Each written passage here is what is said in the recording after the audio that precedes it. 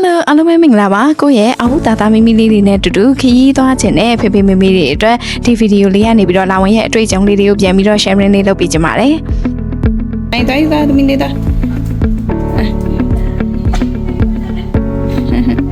လာတဲ့လားပြေမဖို့အဲ့ဒီပါ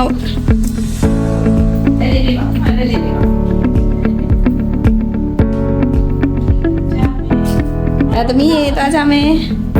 ဆိုင်နေတော့မင်းသမီးလေးဆန်ဆိုင်ရတော့သူ့နိုင်လေးကြံခဲ့လို့ပြန်ယူရပါသေးတယ်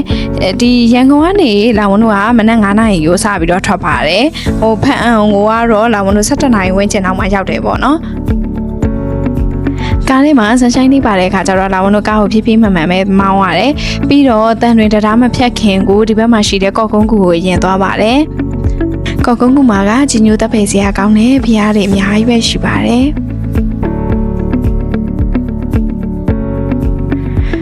ကောကုန်းကုမာကမြောက်ကလေးတွေရှိတယ်ပေါ့နော်မြောက်လေးတွေကဒီအပြင်ကခွေးလေးတွေပါလာတဲ့အခါကျလို့ရှိရင်သူတို့မှအထူးဆန်းဖြစ်ပြီးတော့နည်းနည်းပါးပါးရံမှုတာလေးတွေရှိတယ်ဆန်ဆိုင်လေးသွားတော့အပေါ်ကနေပြီးတော့တက်ကိုင်းကြောက်တွေပါပြစ်ချတာလေးတွေတော့ရှိတယ်ပေါ့နော်အမေဆန်ဆိုင်လေးကတော့ဒီမှာ AI ချောင်းဆက်စုနေပါတယ်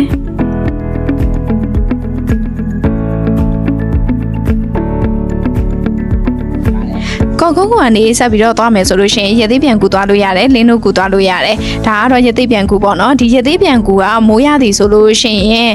လှေလေးနဲ့သွားမယ်ဆိုလို့ရှိရင်အလဝင်အင်းနဲ့စပါးကူကိုဆက်ပြီးတော့သွားလို့ရသေးတယ်လောင်ဝန်းတို့ကကြတော့လောင်ဝန်းတို့ရောက်တဲ့အချိန်ကနေတအားပူနေတော့ဆန်ဆိုင်လေးပင်ပန်းမှာဆိုလို့ဆက်ပြီးတော့မသွားပြစ်ခဲ့ပါဘူး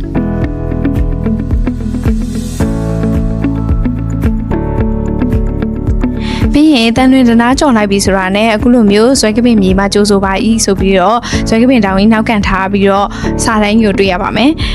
ပြီးတော့ဒီစင်အဝိုင်းလေးကနေဖြတ်ပြီးသွားတဲ့အခါကျလို့ရှိရင်လာဝန်တို့ကနောင်ခလိုင်းရေကူကို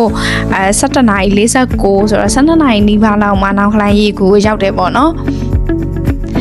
ဒီမှာဆိုလို့ရှိရင်ရေလေးတွေကပြာစိမ့်ပြီးတော့အရန်ကိုရေကူးလို့ကောင်းတယ်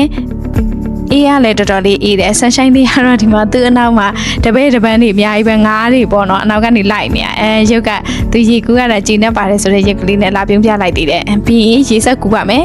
အဲ့ဒီရေကူးတဲ့အခါကျတော့အရင်ချစ်ဖို့ကောင်းတာဆန်ဆိုင်နောက်မှာငါးလေးတွေအများကြီးပဲလိုက်နေရပေါ့နော်ရှည်တဲ့ကူပြီးတော့ဘိုက်တရအရန်ဆလာပြီပေါ့နော်အဲ့တော့ဘယ်နားမှာသွားစားရမလဲရှာလိုက်တဲ့အခါကျတော့အနီးနားမှာရှိတဲ့ထုံးပတိုင်မှာစတုဒီတာကျွေးတယ်ဆိုလို့စတုဒီတာသွားစားပါတယ်ဒီစတုဒီတာတက်တက်လို့ဆိုတော့အရန်စားကောင်းပါတယ်ဟုတ်တယ်မမဆန်ဆိုင်လေးကိုတည်ရနှုတ်ဆက်လိုက်အောင်လေနှုတ်ဆက်လိုက်အောင်လေမမအဲ့ဒီမှာသစ္စာတိုင်းတရားရှိတယ်အဲ့ဒီတရားလေးမှာတပုံလှလှလေးတွေရိုက်လို့ရတယ်ပြီးရင်ဒီတရားမှာလေငါးလေးတွေအများကြီးပဲရှိတယ်ငါးတွေမှာတော်တော်များတယ်အဲ့မှာပါမုတ်လေးတွေအဝကျွေးလို့ရပါတယ်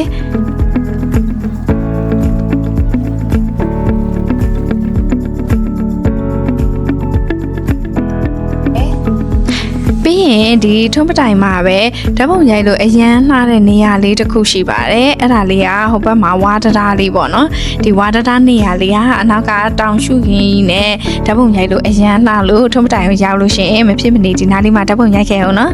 နောက်ဝင်လို့လျှောက်လေပြီးညမိုးချုပ်တဲ့အခါမှာတော့ညစာစားဖို့အတွက်ဒီဖအံမျိုးရဲ့ကန်နာညစီလေးကိုလာဖြစ်ပါတယ်ဒီမှာဆိုလို့ရှိရင်အသီးဖြော်ရည်လေးတွေလည်းရတယ်စားသောက်ဆိုင်လေးတွေလည်းတော်တော်လေးကိုများတယ်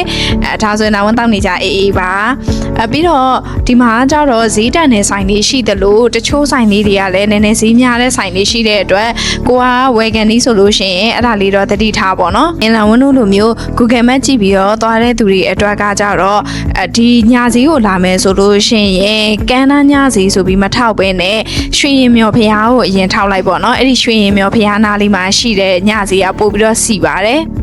ဒါလေးကတော့လာဝန်တို့ရှောက်လေခဲ့တဲ့ဖအံရဲ့ D1 လေးပါနောက်နေ့ကျရင် D2 လာပါမယ်ကျေးဇူးတင်ပါတယ်